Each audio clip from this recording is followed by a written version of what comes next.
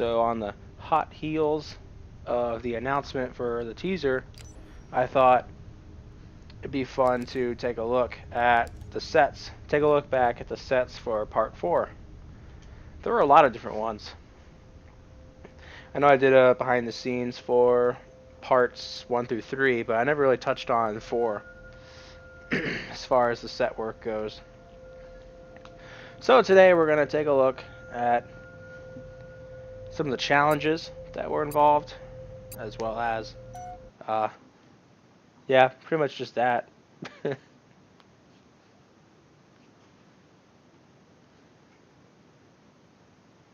I'm very curious to see what people are thinking, or at least like predicting, with the plot for the prequel. Just because it could go in so many different directions. Leave your thoughts in the comments after you unsubscribe.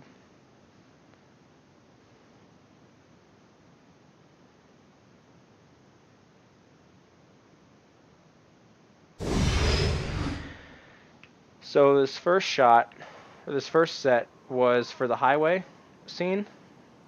The little highway bit after the battle started, and I actually tore down this section over here. I had a big green screen area for when one person jumps from one hog to the other, and the hog that he jumps from gets smashed or just completely sent flying by a pig. That was all green screen. I guess my warthogs are gone, but we filmed all the warthogs driving. I believe the camera was somewhere around here, and the hard part with the camera, or with the warthogs, is you get 12 people in a game that's all about killing each other and being like ridiculous.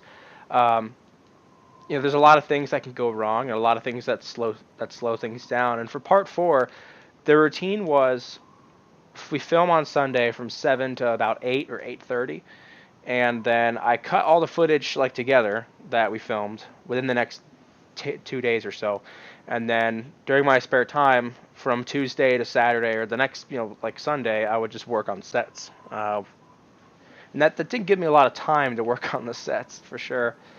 But so yeah, we made some bowling lanes, and I had these starting little platforms. I basically would have, okay, row 1 start, row 2 start, row 3, and anyone who's in row 4. We got some barriers and stuff to make sure that they would only go straight, not be turning into each other. Over here, we had these little piggies. And I honestly, this has been so, it's been like 5 months at least, I think. So I think this one makes him go forward. I think this one makes him go back. Oh no, it does it on its own. Okay. What does this one do? I don't know what that one does. If I remember correctly, we had a kill volume that was set just above where like the warthogs were. So in the scene when they're getting rammed from the side, go into machinima mode here. When they're getting hit from the side, the camera's doing something like this, and we only had a small window too. I mean, I think I actually went back in theater mode to actually do the bits where warthogs are blowing up. You know what I didn't do in theater mode, actually, that was really cool, was when they're all getting ready for battle, and there's a shot that's somewhat like this, and it's panning left. Or I'm sorry, tracking left is actually the correct term. The camera actually went under like two hogs. So it went under the first hog, and then it theoretically went under the second one. But that was when the cut was. That then cuts to the command center, I believe. It was the command center. But it was funny because we had to figure out. At least I had to figure out the speed at which the pigs need to be going for when they hit the hogs, and then, believe it or not, the height, like figuring out how high they should be to get the warthogs to fly upward, was a bit tricky. And then placing a kill volume just so appropriately, so that it seems like because they rammed it and splattered into the warthogs, that as soon as they get lifted up into the air, they just explode. This one was a lot of fun. I really enjoyed this little scene here that we did. I really wanted to do a highway chase, to be honest, but doing that inside Halo with lots of people, and I just it would have taken weeks to pull off, and I just didn't have the time. Let's take a look at the next one.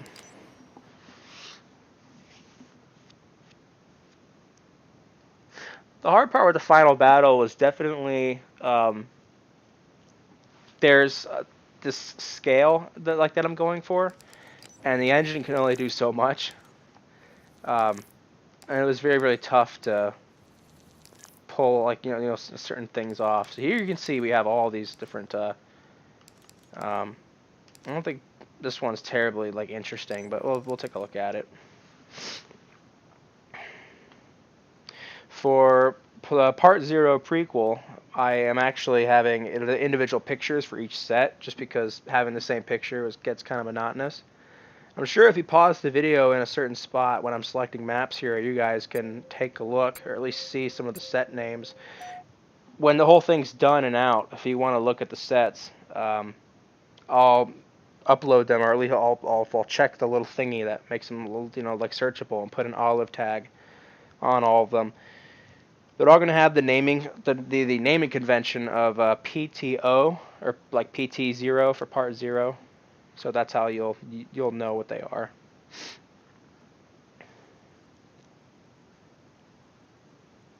It's funny, the like investigation scene at for the first scene for the Part 0, the house that they go into, the amount of rooms and stuff that you see in there was achieved with like 6 or 7 different map files.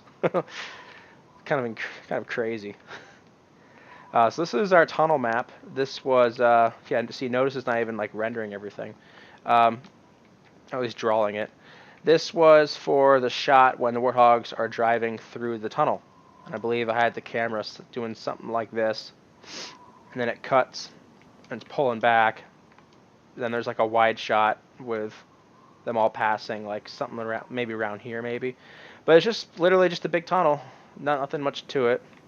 I tried to put some amount of thought into it, but again, having to do these sets,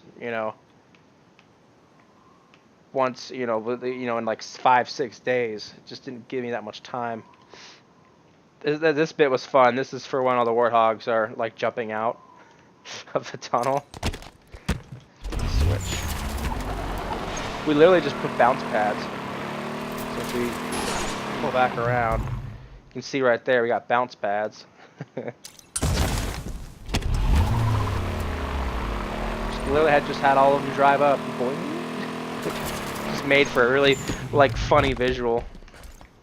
Yeah, that is the tunnel map. Nothing too crazy. Pro tip, if you're ever going to do like filming and you have these sets that are like on maps where you can like fall off and die, make sure you lock off all of your, spaces so people can't fall off the map or push people off the map. You want to try and do as much as you can to make things like, as easy as as you can, on your part. We had some sessions where during Part 4 where after that I don't think I told them. I just didn't invite them back, just because there were certain individuals that just weren't being cooperative at all. It was awful. And that's the last thing that you want is you're putting all this time and effort into this thing, and you ask for like an hour of like of someone's time, and then people are just messing around.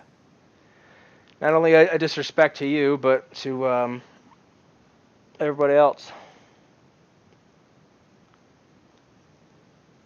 So this is an armory. This was, I think we used this for, I think like at least a few shots towards the beginning. I believe there was one shot that we actually featured the animation that's in Breakout for when you spawn, and it's like this run cycle before it gives you control of your character. We actually used that, and I think that was a lot of fun, because I can't say I've ever seen someone use that in a Halo 5 machinima before, so why not get a shot of a bunch of people running? So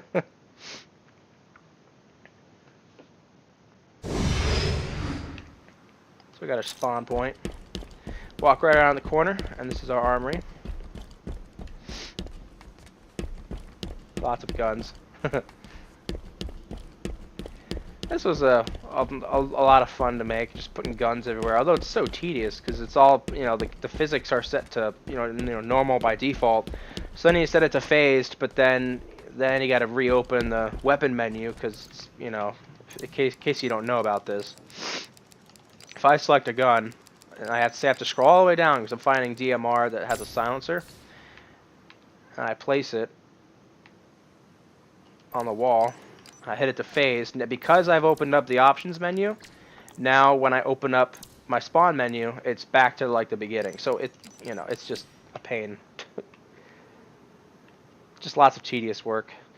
This there's a shot where the camera's somewhere around here, and there's like 70 Spartans all like standing and like reloading guns. That was actually me and a buddy of mine, I think Blade Runner. I told him, I was like, hey, I got this shot that I gotta do, and it'll take us a little while. Do you want to help me out? And so I had to keep the camera in the same spot and keep in mind every place that we were standing. And we basically just started on the left-hand side of the room and worked our way all the way back and then around. And it was like 28 clips or like 30 clips that I then like masked it all together in After Effects. So it was just the same two Spartans. The whole thing was kind of ridiculous. It took me less like 2.5 hours in combined editing and then post, or like filming and post. But then we have our scene where people are, like the camera's doing this kind of thing and they're all running. It's funny because if you look at the environment, it almost makes sense that the running shot would be first because then they're going to be in the armory, like loading up guns. But I think in the actual film, it cuts from them like running, then hopping into tanks. But filming this was actually a lot of fun though, because obviously everyone needed to start running at about the same time. So I literally just had a bunch of people stand on the edge, and I was like, okay, go. And everyone just fell into a death pit and then respawned. Doing this little run animation. So that was that set.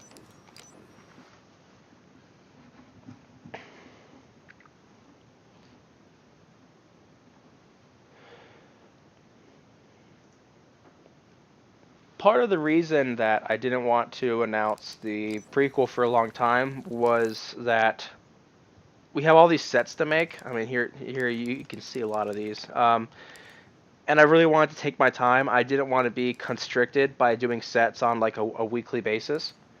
And so I think we got started in mid to late September, or like early October. And I just wanted to take a good amount of time on all the sets. I just didn't want to have them all be rushed.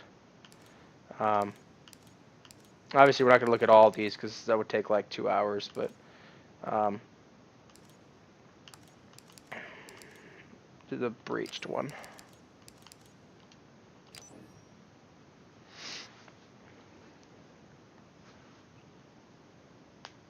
This set probably had a lot of the most challenges. It was, you have a wall that's been breached. I mean, obviously, when the pigs attack the city, the question was, how do they actually do it? And so I thought about having a wall, and then just having it being blown up.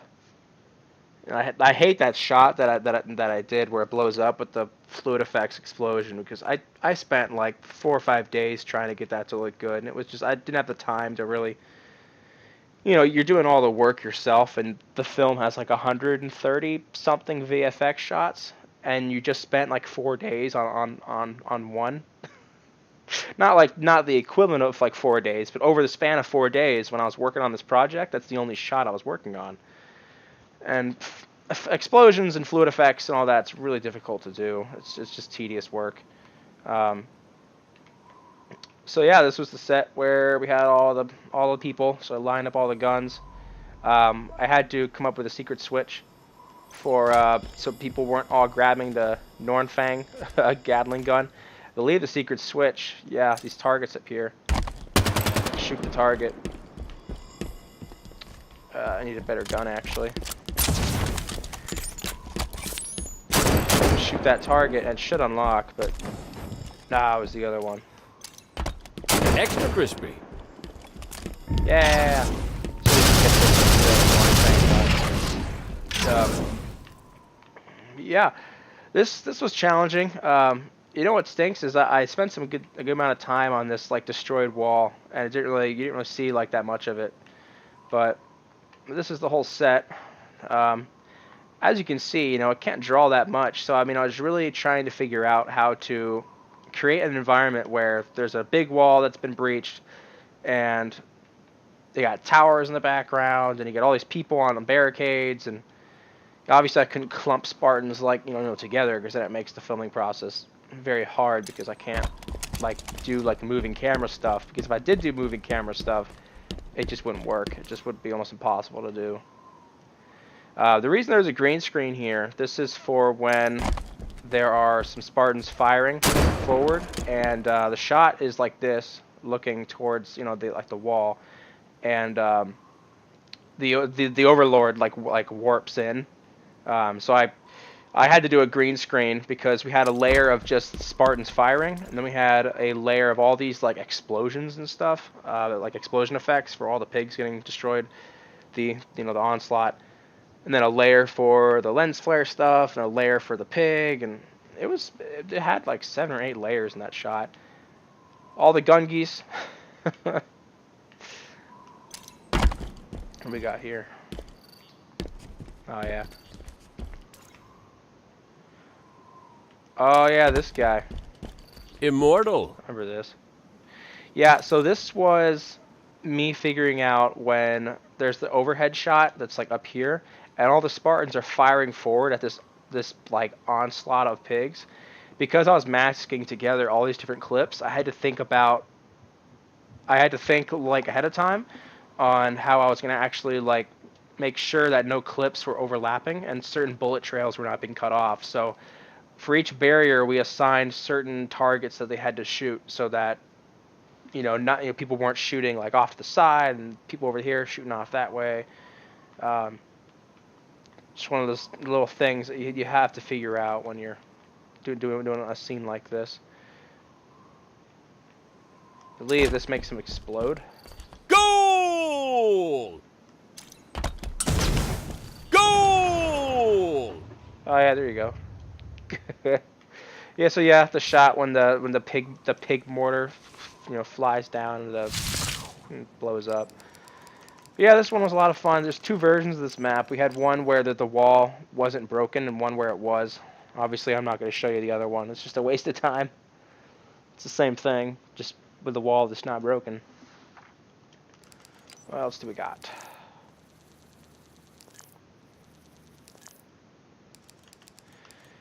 The island, that's not really worth like seeing. It's nothing much. Um, PT4 wasps. I forget which one. I forget the difference between these, but we're gonna try this one.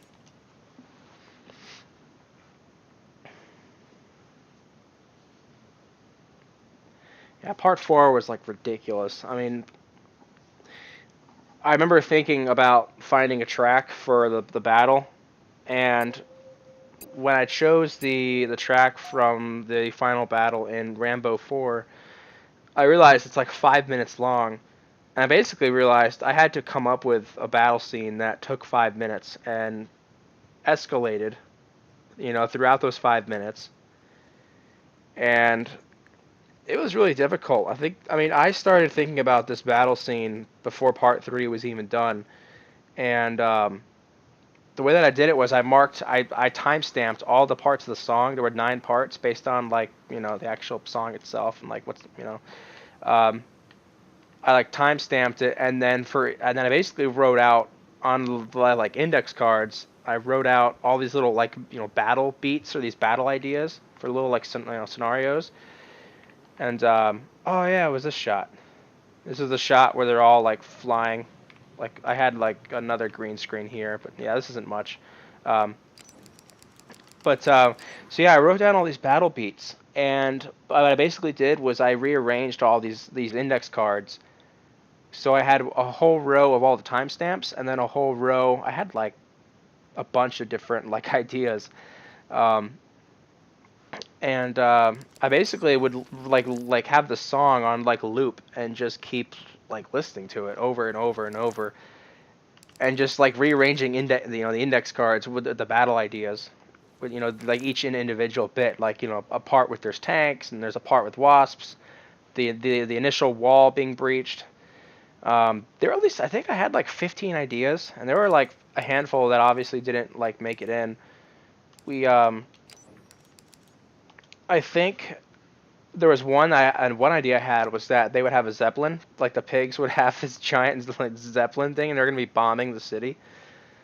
Um, that obviously didn't make it, unfortunately, for lots of reasons.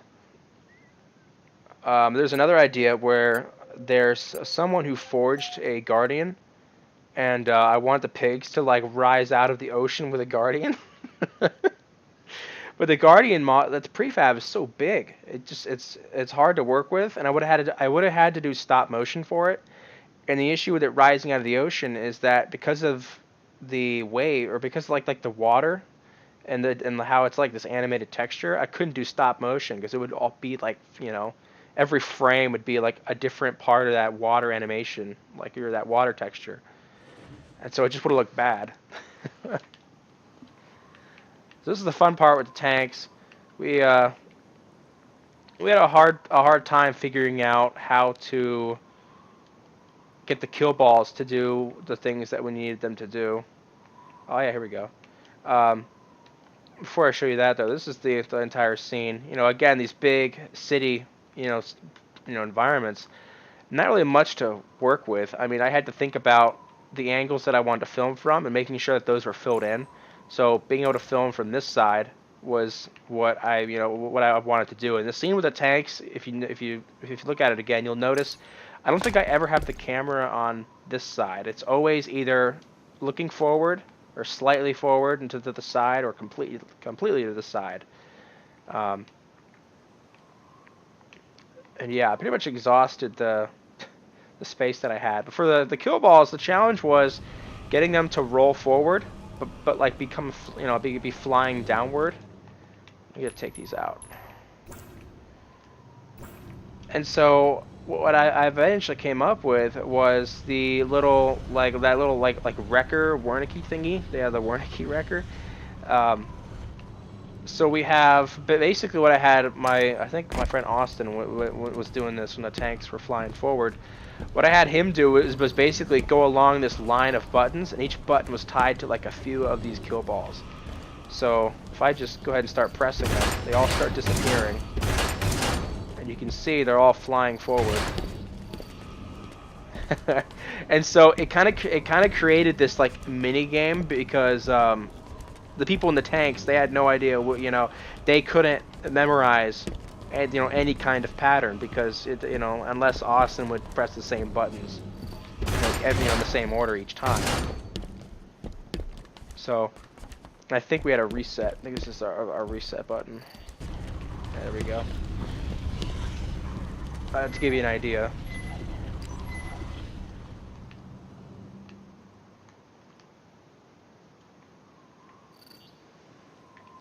A little farther back.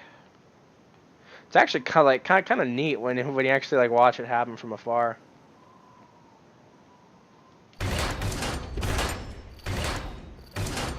Obviously having some difficulty moving in third person, but you get the idea. This was, I mean, this really did take us like a lot of time to figure out. I mean, I initially tried to use man cannons, and just figuring out like the exact placement of little like things where these little panels where they rest, and it was a little bit of a struggle at first. And then for the wasps, with the wasp part, I'm not going to show you that because it's it's just probably almost the same thing. With the wasps, that was fun. It was basically the same principle, except there wasn't a wrecker. It's just having them go flying forward, just moving completely straight line. But him choosing which ones.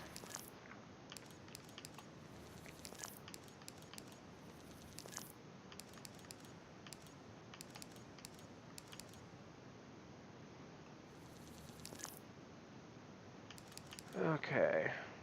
Infantry converge. That's basically the like the same environment. I don't think there's that much to it. Oh no, if I remember this one, I think I know what this is. I think this is, yeah, this set was built exclusively for one shot. Oh, I think this shot took me the longest amount of time.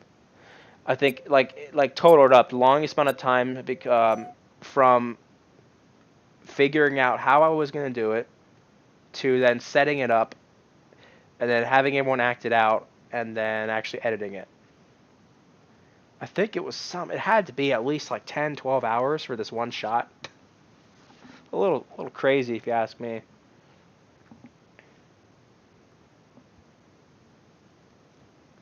And I didn't even do the keying that well at all. Like you can tell, like some bullet trails. Like there's a lot of color information that's like purple that should be red or like yellow.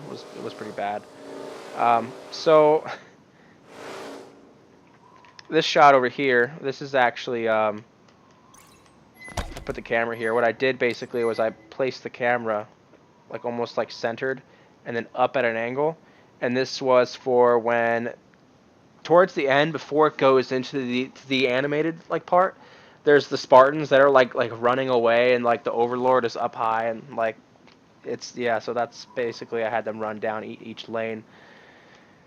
So this scene, this set was for the shot after you see this giant army charging at like a line of pigs and you see them both start colliding and you see like pigs running into Spartans and bodies flying up in the air. Basically, I put the camera, I kind of marked where I want the camera to be with these two chroma pieces and just raised it very gently.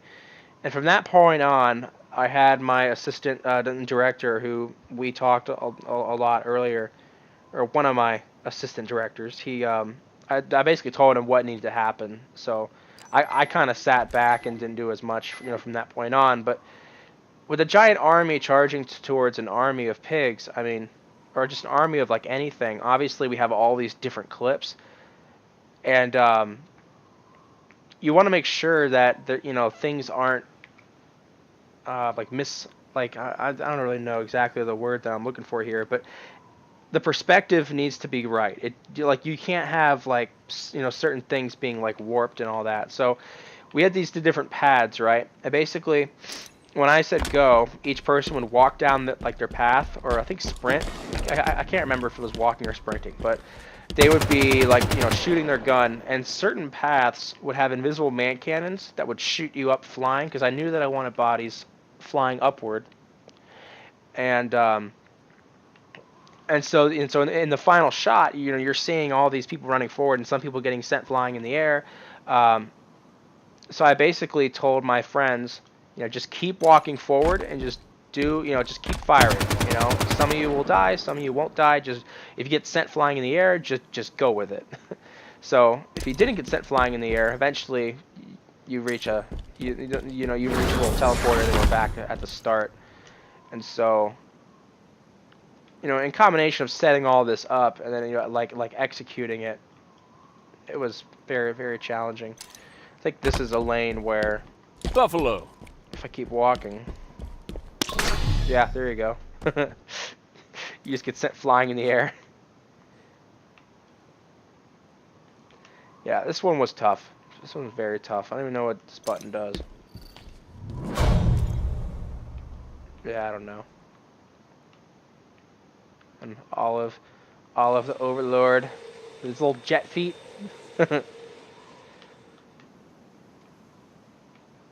Oh yeah, that was that set. That was a pain. I really just wanted some kind of like, almost like a spoof of like the Lord of the Rings, which is, one of the armies just charges into like a head on to an army of orcs, just like tons of Spartans. Alright, if you have time for a few more, let's see what we got.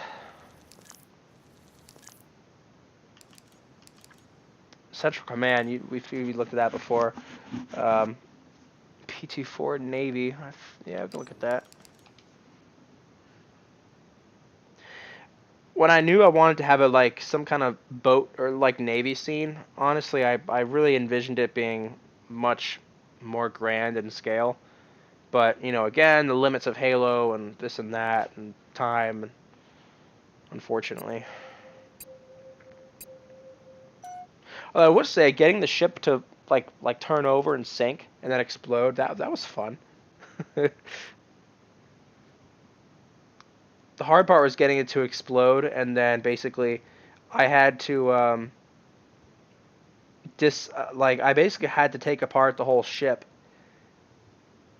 and then set different like pieces to change like their physics type, and because there's so many things happening at once, it looks all like janky. If you rewatch the shot, you can tell it's really struggling to accurately simulate what's happening. So in this scene, we had lots of people on turrets. I don't think I ever used the rocket turrets, but the idea was firing at the boats, and we basically just did a lot of takes.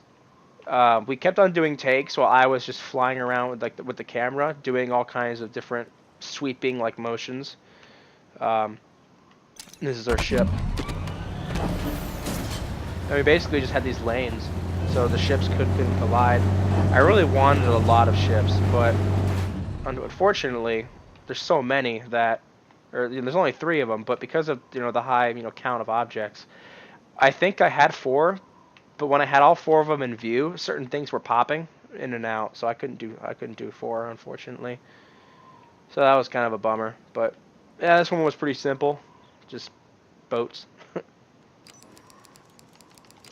I'll show you the shot or the set we used for the boat that flipped over. I basically made this little like ramp that slowly angled off like to the side, and it got to a point where you couldn't drive; you would just flip over. What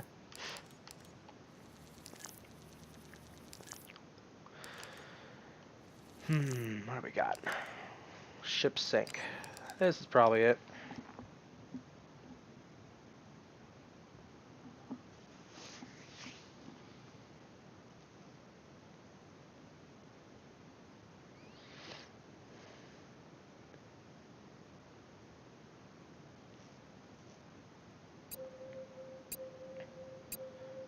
Yeah, I'm stoked for like the prequel. It's been a lot of work coming up with it and just figuring out the like the identity of the film itself, like what actually happens. And then characters. I mean, obviously, if you've seen a teaser, you can tell there's going to be like voice acting. So then I have to figure out all the characters and their voices. And so this is our ship sinking rig or scene. And here's my little ramp that I did. It looks easy, but it took a while to set up something where it will continually go forward and not get stuck. That was tough. But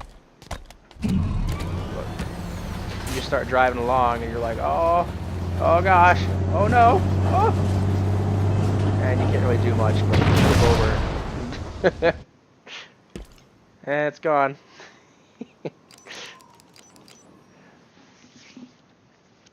If I remember correctly, I didn't even tell my friend that did that because you would have thought that I filmed it, but or I was the one doing it, but no, I had a friend I think and get in the boat and drive forward. I think he knew it was gonna happen.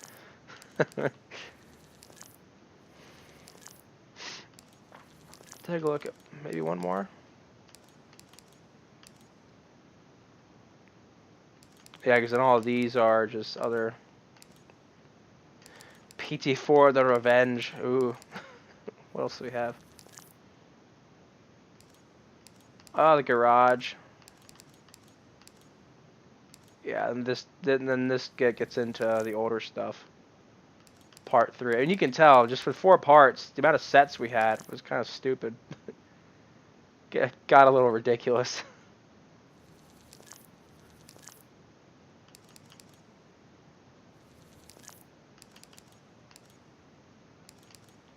Epilogue. The epilogue scene was easy to film, for sure. And there aren't any Spartans in it, so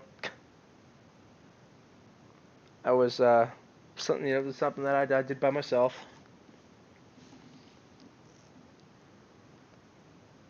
The actual environment was a little tricky, but nah, it wasn't that bad. I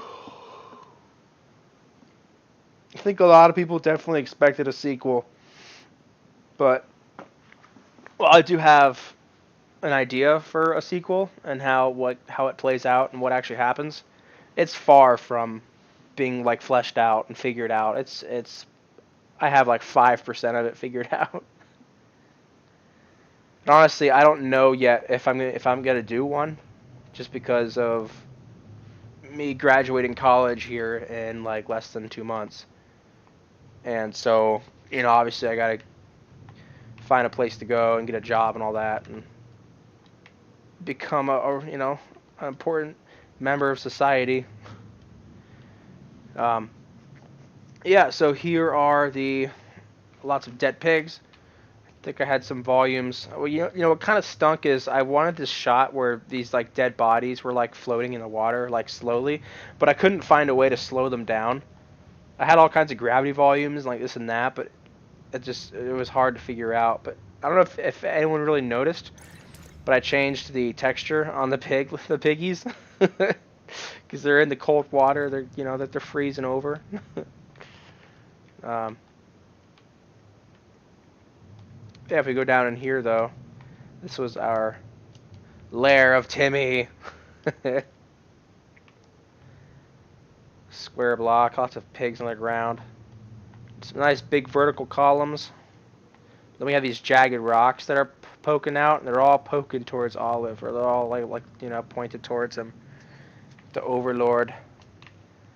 And this is our epic shot where there's this one pig like drops, and there's this nice little deep almost like subsonic bass hit. I loved how that turned out. That was neat. And Olive and his, or not Olive, Timmy and his council of whales. Oh yeah, there's not much else to this one. It was really neat that they came out with these two maps, this underwater one and then the other one that I don't think I used it, but definitely gave me this opportunity. So special thanks to Tom French. Um, he is a really cool guy. It was a blast just getting to meet him and then talk with him for a little while. That was awesome. Alrighty, that is I think that's pretty much it. If you've sticked around this long, you must be really bored, but I gotta give you something. So with that, I guess I wasn't gonna share this, but um, Tom French, I asked him a few weeks after I was in Seattle. I asked him if he wanted to have a cameo appearance in the prequel, and he is on board with it. He is. I mean, as of now, it's not. It hasn't happened yet. He hasn't recorded anything on his end, but as of right now, he has agreed to have some lines as like a cameo role. So it's gonna be a lot of fun, and I know where he's gonna be and about what he's gonna say. I haven't actually wrote the line yet, but I finished up scene 2 just a couple days ago, and I gotta get writing. I gotta get some writing done on scene 3. As far as the dialogue goes, though, I'm trying to keep the prequel in the same spirit of the actual the original 4 parts, but also, um, there will be voice acting, but I'm gonna try and like limit it and not have too much spread throughout the film. But we'll see. We'll see where things go. So I guess that's it, guys. Thanks for watching. Unsubscribe and all that. Yep. Have a good day.